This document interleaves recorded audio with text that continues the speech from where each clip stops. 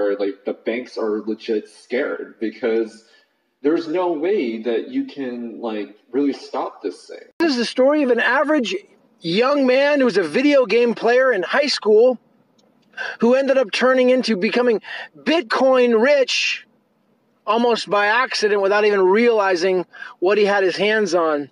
And he just decides to remain anonymous, but I had the privilege of meeting him in person, and he's a friend of mine as well. And I really wanted to get his story out there so you can guys get a better perspective of someone who is completely removed from this whole concept of Bitcoin, but looks at it from more of a stance of a revolution for the people now. And now that he's becoming financially free himself, he really wanted to just share this story out there with you guys and give you a better perspective on it. So stay tuned to the end. I think you'll really enjoy it. This is Gavin Mehl coming at you. So basically back in like 2007, 8, I mean, it's been quite some time, so I can't remember the exact year, but I was playing a game called Diablo 2, and also was a big Blizzard fan at the time, so I was playing a lot of like StarCraft and like other online RPG games. But so to basically buy this like... I think this was like this like talisman or some sword that was available in game. I basically made a trade with someone, and they wrote on the chat, "Hey, do you have possibly a Bitcoin account? Like in terms of, do you know anything about it?" So at the time, I was really young, and I had not really heard about Bitcoin. I didn't really realize like kind of maybe this movement was going on. Basically, I basically made an in trade. Like sort of like deal with this person, and he basically said, okay, well, if you have Bitcoin, I could go ahead and just give you this sword, and that way we can just not have to go through the whole PayPal system or any other types of like like bank to bank like transfer or something like that. So I felt like it was a pretty safe sort of bet, because I wouldn't have to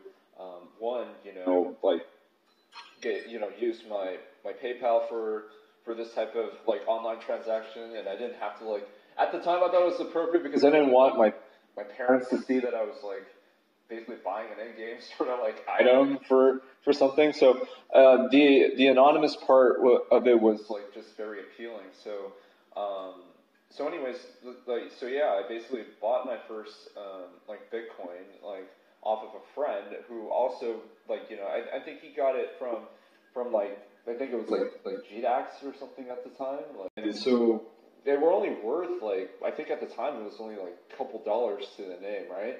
And like I just kind of was like okay, well I'm gonna go ahead and make this trade, and so now like a few Bitcoins, and then it just kind of like just sat there in like my wallet for a while, and I just kind of just forgot about it, because like it didn't seem relevant at the time. I was just like, this is kind of a cool little anonymous sort of trading sort of currency, and I just kind of long story short, I just basically kind of forgot about it for a long time. Then basically came like I think it was like 2014. Okay, so yeah, it was probably in 2010 because in 2014. I saw that the price of Bitcoin had only been but it shot up to like about $300, and at the time, the reason why it was sort of relevant was because, unfortunately, like I was finally like starting college, and when you're in college, like unfortunately, you do meet like different types of people from every kind, right? And so. Well, there was one friend of mine who did, mention something about like buying marijuana online, and so I was like, well, how the hell do you do that? Because like anything you buy online is usually monitored, right? And to make that sort of like a transaction, your fiat money that you're putting into a system, like that would be tracked towards that sort of like even a legal transaction. So basically what happened was that like I was just kind of watching it a bit, and I was like, holy crap. So this was the same time when you ever heard of like the Silk Road or anything? Yeah. This was when Ross Ulbricht basically this was like right before he got caught. Some of my friends were actually believe it or not, one of them was like a vendor for the Silk Road, and then a few were actually buyers. And then they were talking about Bitcoin, and they were just like, this is really going to be the future, because like, not only do we have now the power to basically like buy, our own things online, but we can do it anonymously. And then, so I remember the few Bitcoins that I had, and I was just like, well, I'm not looking to buy any, drugs anytime soon, but, it's kind of cool to keep around, so maybe we'll just see what happens then.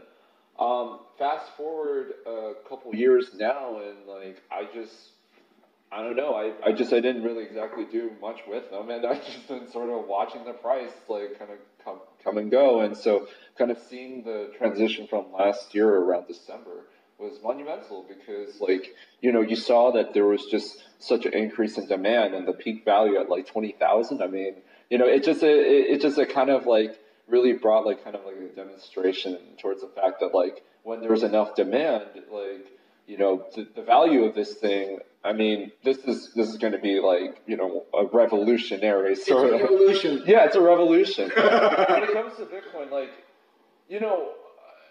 I think that it's like, yes, it's like really hard to say whether or not this will be like the one in the future that everyone's going to be depending on as like the main coin. But honestly, the way I see it is, it's just that like, it's not about really the idea of the value of Bitcoin. I think it's really theoretically the concept behind it. It's because for the first time, like, you see these like demonstrations back, especially like in 2011, like, remember the Occupy movement, right? Yeah. Where there's like the whole main theme of that was the whole 99% of us are poor, and meanwhile the 1% are rich, right? Because they are the ones that are financially dominating the system.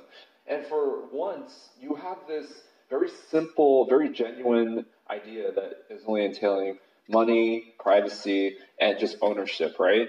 And those three aspects alone are like basically becoming a financial threat. For the first time, you have this very basic idea from just even those three elements are like completely like just throwing a big FU to like the financial system, because the thing is that for the first time, you don't have an intermediary in between telling you that, like, oh, by the way, like, because we're the bank and that, you have select assets with us, that we can go ahead and borrow your money to other people, and, and also, like, do very horrendous things towards your transactions and monitor it, right?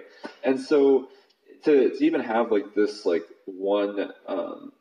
Just to have this like one concept and idea to allow the people to be able to freely choose like what they want to do with it, and is like just such a monumental sort of idea. And like I think that like especially when you hear stories like, for example, I think recently like this year, I mean, even like I think it was like one of the head of like the financial ministries in like China that even said that like, yes, blockchain technology and like what have you, cryptocurrencies in general, it for the first time is literally shaking the kind of the financial sort of like world, where like the banks are legit scared, because there's no way that you can like really stop this thing, right? I mean, the thing with Bitcoin is that like this is a value by the people for the people. This isn't some like this isn't a business basically, and so for the first time, like, I think the exposure of this to like so many people, even people like me who didn't even really think much of it at first, it's just dramatic, because now we've just got like such a big hope, I guess, for us as people in this world, that there are solutions to a system that is vastly corrupt by the people who are dominated, like in terms of the financial perspective of things. So